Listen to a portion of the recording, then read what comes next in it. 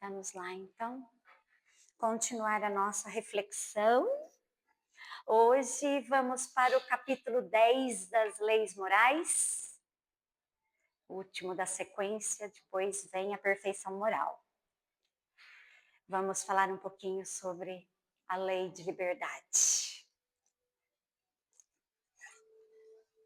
Tem muitas questões e são 8 tópicos nesta lei moral. Mas nós vamos nos ater hoje apenas a 2 tópicos, pela importância que nós entendemos que diante da nossa vida, dos nossos conflitos, daquilo que buscamos, precisamos refletir. O primeiro deles é a liberdade natural, que Allan Kardec pergunta aos espíritos, né, sobre a liberdade absoluta que o homem tem ou não tem. Não. Nós não temos a liberdade absoluta, porque uns precisam dos outros. Nós já fizemos essa reflexão lá na lei de sociedade. Então, para que possamos conviver uns com os outros, necessitamos de uma liberdade relativa. Quando a gente fala em liberdade, a gente não pode se esquecer da liberdade, dos direitos e dos deveres. Porque nós queremos ter liberdade. Mas quando eu falo em ser livre para agir como eu quero, da maneira como eu penso, na hora que eu quero, eu me deparo com as outras pessoas ao meu redor, que têm também direitos e deveres também. Por isso que os espíritos falam que nós não temos uma liberdade absoluta, porque nós temos direitos. Nós temos a liberdade de fazer tudo aquilo que nós quisermos. Mas quando eu vou exercer a minha liberdade, o meu direito, eu me deparo com o limite do direito alheio. E aí eu tenho que utilizar de respeito. Então não dá para falar de liberdade sem falar de direitos meus e dos outros, deveres meus e dos outros, e de respeito aos direitos do próximo, também os meus. E aí a gente fica se perguntando como fazer isso, né? E Jesus dá a medida certa, não tem erro. Não tem erro. A fala de Jesus é perfeita. Fazei ao próximo aquilo que queres que te faça. Na medida exata. Não tem erro. Não tem erro. Então, se você acha que você não ficaria feliz se alguém agisse com você da maneira como você está pensando em exercer o seu direito, não faça assim. Porque o outro também não vai gostar. Paulo dizia: tudo me é lícito, mas nem tudo me convém, nem tudo me edifica. Não é verdade? Vamos aos exemplos práticos da nossa vida. Estou eu na minha casa. Eu posso dar uma festa na minha casa. Eu posso colocar um som alto na minha casa. Eu tenho a liberdade de fazer. Mas eu posso dar a festa até o dia amanhecer e o som alto, como se a minha casa fosse um clube? Eu posso. Eu tenho essa liberdade. Mas eu vou ser responsabilizada por infringir o direito alheio. Eu posso também pegar o meu animalzinho, meu cachorrinho, meu gatinho e sair para passear. Levo na coleirinha e vou sair para passear. Posso pegar o meu cachorrinho e passear na calçada do vizinho. Posso. Posso deixar o meu cachorrinho fazer as necessidades dele na calçada do vizinho. Eu posso não levar uma sacolinha, uma pazinha para caçar, para catar e largar sujeira lá. Eu posso. Eu tenho essa liberdade. Mas eu devo. E às vezes, nem sou responsabilizada por isso diante dos homens. Na rua, em qualquer lugar. É uma graça. É um dever você cuidar dos seus animaizinhos e levá-los para passear, para desestressar. Sim. Mas você tem que levar a sacolinha e a pazinha para catar a sujeira do seu cachorrinho. Porque ninguém é obrigado a catar a sujeira que você não quer que faça na sua casa. Eu tenho essa liberdade. Mas eu posso. Mas eu devo. E assim nós vamos escavando a nossa vida material. Eu trabalho.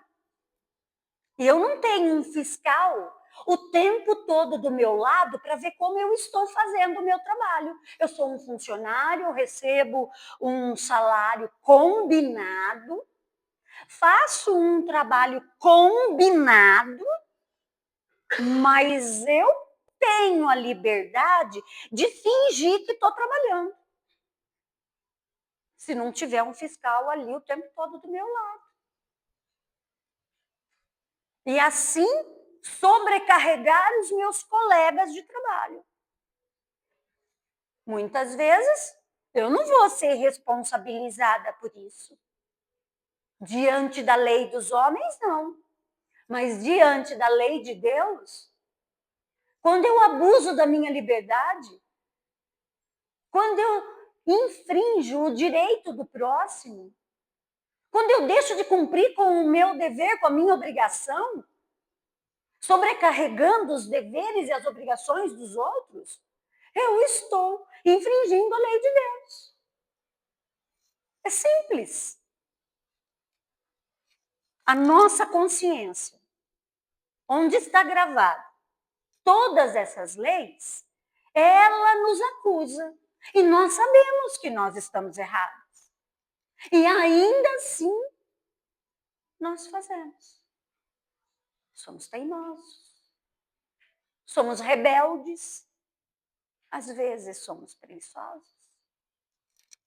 Outras vezes somos indiferentes.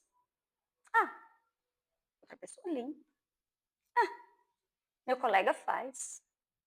Fiz tanto, por que agora esse não pode fazer? Nós somos assim.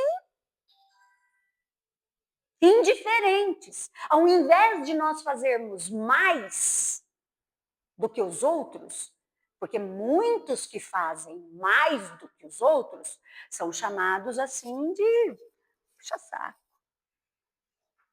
Porque trabalha mais do que os outros. Porque faz mais. Muitas vezes faz porque ama o trabalho que faz. Faz por amor. Faz pelo cumprimento do dever. Faz porque gosta do que faz. É diferente daquele rebelde que faz pelo dinheiro, pelo salário apenas. É diferente. Porque quando a gente faz aquilo que a gente ama, a gente se alegra em fazer muito mais. Porque dá uma satisfação interior, uma alegria na alma. Isso é exercer a liberdade. Porque tem gente que acha que liberdade é fazer tudo o que quer. Não. Liberdade é você entender quais são os seus direitos, quais são os seus deveres. E livre que você é, consciente que você é, você toma a decisão correta. Isso é liberdade. Porque você tem a escolha do bem e do mal. E você escolhe porque você é dono de si. Dono da tua vida. Dono do seu destino. Cumpridor dos seus deveres. Nós podemos. Tudo me é lícito. Nem tudo me convém.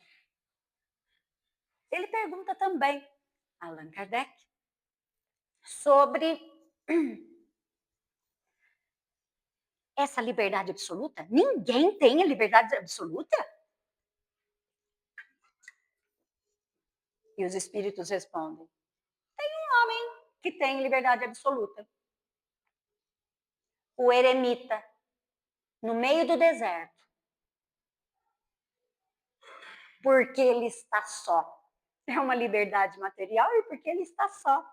Porque onde tiver 2 ou mais homens, a liberdade vai ser relativa. Porque nós temos que exercer os nossos direitos e deveres. O direito você pode abrir mão, mas o dever e a obrigação não. É obrigatório. Não é pouco, é muito o que devemos fazer. E Allan Kardec pergunta, mas se eu tenho que respeitar o direito alheio, isso não significa que fica podado o meu direito de pertencer a mim mesmo? Absolutamente, dizem os espíritos. Absolutamente. Porque esse é um direito natural. Esse ninguém perde. O direito de pertencer a si mesmo. Autodeterminação. Autocontrole. Aquele que decide fazer o que tem que ser feito é mais dono de si do que qualquer outro que só fala e não faz. E passamos então para um outro tópico, que é escravidão. A escravidão, nós já conhecemos bem na história da humanidade os vários contextos tristes, cruéis da escravidão, os vários formatos que ela apareceu na história da humanidade. Nós nos indignamos com qualquer tipo de escravidão. Ainda bem que nós nos indignamos, ainda bem. Só que nós nos esquecemos que a escravidão não é algo do passado. Não é algo do passado. Pega os jornais virtuais, a televisão. Quantas notícias nós vimos hoje do tráfico de mulheres, jovens e crianças? Vocês já pararam algum dia para pesquisar a quantidade de crianças, adolescentes e jovens desaparecidos? Já? Olharam bem para cada rostinho? Poderia ser qualquer parente nosso. As circunstâncias em que acontece, totalmente inesperado. Não é à toa que os pais, os avós hoje têm tanto medo de deixar as crianças livres, já que estamos falando de liberdade. Porque, para quê que essas crianças são sequestradas? Por que o tráfico de mulheres, de jovens? As mentiras que contam, vai ser modelo não sei onde, vai um trabalho remunerado, altamente remunerado, não sei, em outro país. Por quê? É para que eles cheguem lá, sejam felizes, muito bem remunerados e voltem cheios de dinheiro para o país de origem? Não. É escravidão. Não tem outra palavra bonita para a gente usar. É escravidão. É exploração do trabalho forçado, do trabalho sexual, do tráfico de órgãos. É isso. Então, quando a gente fala em escravidão e pensa que isso está lá atrás, na época em que escravizaram os nossos irmãos, os indígenas, os africanos, quando foram presos no Holocausto, a gente pensa que é só isso. Não é. A gente se depara hoje em dia com grandes notícias. E aí parece que a gente esquece disso.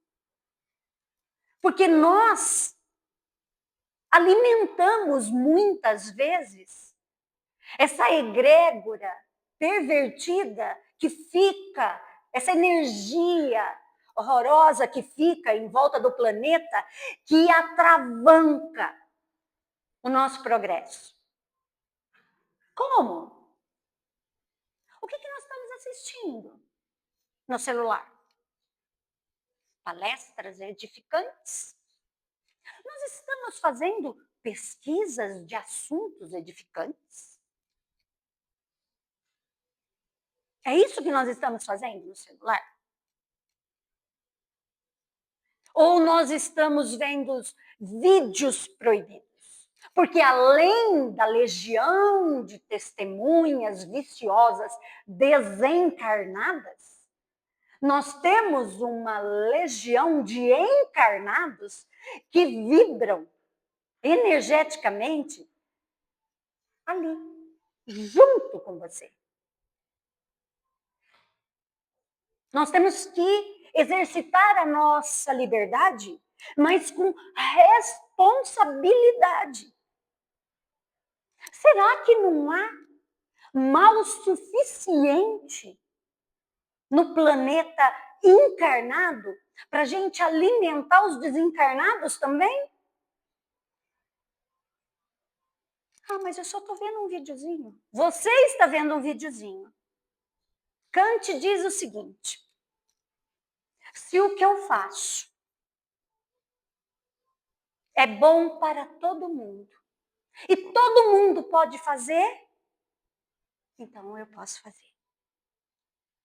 Mas se o que eu faço, os outros não podem fazer, e não é bom para todo mundo, é sinal de que eu não posso fazer. Kant nada mais fez, né? Do que estender a fala de Jesus. Ele ampliou para todos o que Jesus dizia. Eu quero fazer para mim o que eu gostaria, eu quero fazer para os outros o que eu gostaria que me fizessem. Agora ele está falando de um todo. Imagina todo mundo com um celular, vendo uma tragédia ao mesmo tempo.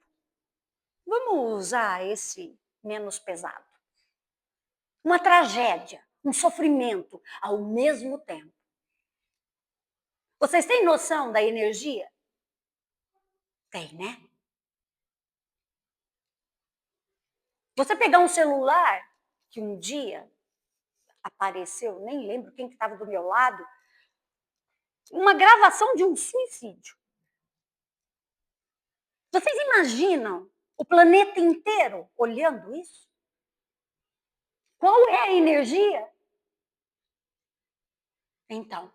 Então imaginem a energia para outros vídeos ainda piores. Pessoas honestas,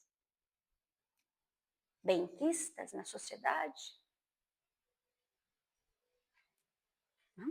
Então, temos que usar a nossa liberdade com responsabilidade. Não escravizando. Porque nós somos responsáveis também, muitas vezes, por escravizar esses espíritos desencarnados que são viciosos. Vocês sabiam disso? Porque se eu tenho um vício, eu me utilizo desse vício, eu vibro na hora do vício e eu atraio para mim os viciosos de mesmo teor. Eu sou responsável por cada um deles que eu atraí ao meu lado. E se eu quero agir com caridade, que é o nosso dever, eu tenho que libertá-los, ajudá-los. Porque quando a gente se liberta dos nossos erros, nós não estamos só nos libertando. Olha que coisa linda que é isso. Olha que atitude amorosa. Você pensar que quando você deixa de agir no mal e fazer alguma coisa errada, você não está deixando sozinho. Você está libertando e auxiliando todos aqueles que erravam com você. Quando você tem o vício de um erro e você estuda e se esforça, você está forçando o outro que te acompanha a estudar, entender, compreender e se modificar. É caridade.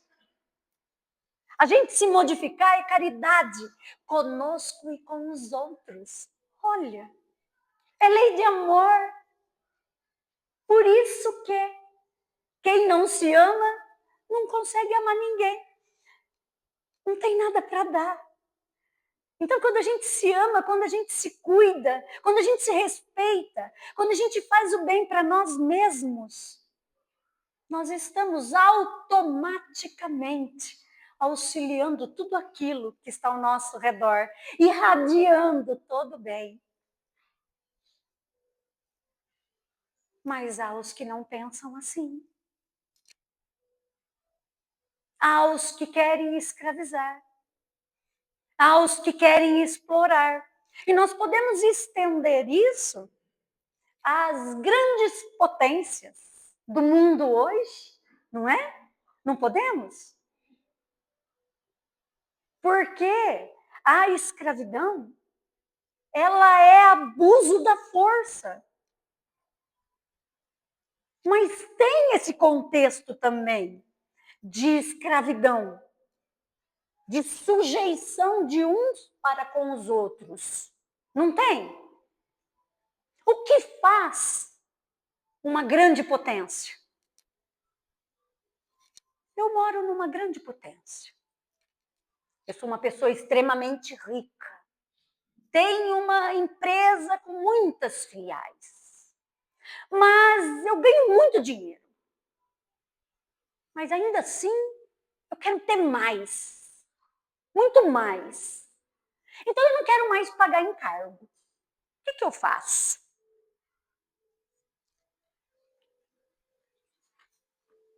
Eu vou usar da minha liberdade, da força do meu poder e do meu dinheiro, e generosamente eu vou me dirigir a um país muito pobre, com pessoas muito pobres, que passam muita necessidade.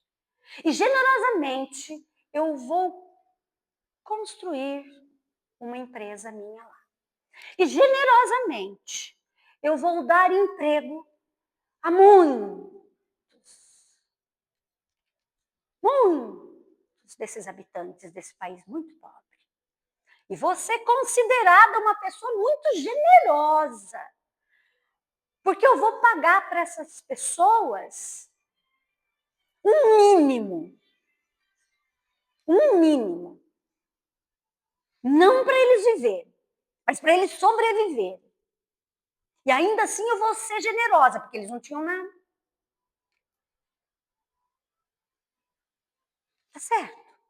Não. Isso não é generosidade. Generosidade é se eu fosse lá e usasse da minha fortuna que Deus permitiu que eu tivesse, não só para eu desfrutar a vida e os prazeres do mundo, mas também para que eu pudesse auxiliar os mais necessitados. Se eu fosse lá, implantasse uma indústria, desse emprego a muitos e pagasse a todos, a cada um, o que é justo, precisava pagar mais. O que é justo, não precisava mais. Apenas o que ele precisasse para viver e não sobreviver. Porque se eu fizesse isso, poderia fazer mais.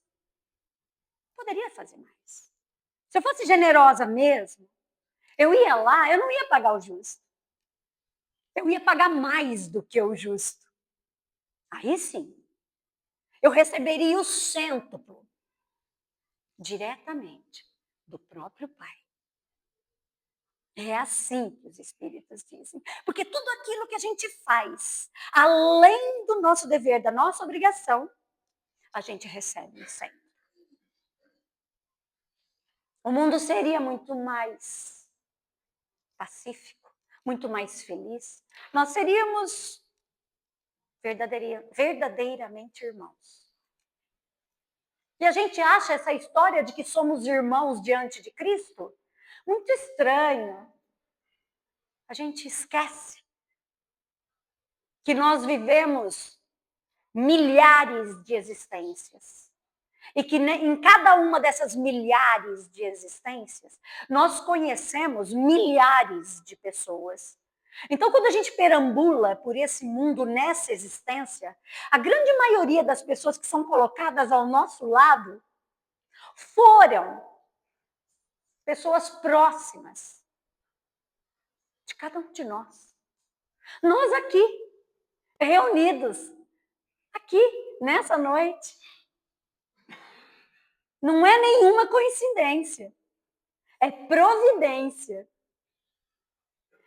Eu falando aqui, não é nenhuma coincidência, é providência. Porque se aqui eu tenho que usar a minha palavra, a minha voz para falar o que é necessário, o que eu devo, é porque muitas outras existências eu usei a palavra de maneira indevida. Então agora eu tenho que usar da maneira correta, para o bem. E a gente se alegra com isso. Só que eu não vou fazer isso. Eu quero fazer além. Não é porque eu quero receber ao centro. É porque me alegra. Me enche o coração de alegria. Cada vez que eu soletro o nome de Jesus. Me enche o coração de alegria cada vez que eu estou aqui. E sinto essa espiritualidade amorosa em volta de cada um de nós. É inexplicável a sensação dessa energia que envolve o coração da gente aqui no cardíaco e aquece. É a mesma sensação que eu tive quando eu recebi o meu laudo de câncer. Eu vim buscar na casa o auxílio da espiritualidade. Naquela hora. Eu vou pedir que a espiritualidade vá com você. E o tratamento foi assim. O cardíaco se aqueceu, mas aqueceu de um tanto que é inexplicável.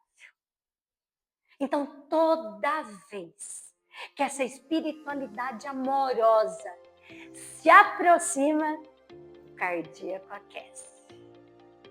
E a gente sabe, estou em casa. E é assim que tem que ser. Fazer o bem, sem olhar quem, sem esperar nada em troca. Usar da liberdade, com alegria, com responsabilidade, respeitando o direito do outro. E muitas vezes, abrindo mão dos nossos direitos, para que os outros possam ser felizes. Por quê? Diz Jesus em Mateus 7,16. Porque nós seremos conhecidos pelos nossos frutos. Não é pela nossa beleza. Não é pelo nosso cargo, pela nossa conta bancária, pelo nosso trabalho material. Não é. É pelos nossos frutos. Desejo a todos que esse amor envolva o coração de cada um de vocês, trazendo a liberdade que vocês necessitam, mas a maturidade e o amor no coração para poder tomar a decisão certa, na hora certa, como Jesus espera de cada um de nós. Muita luz, muita paz. Muito obrigada.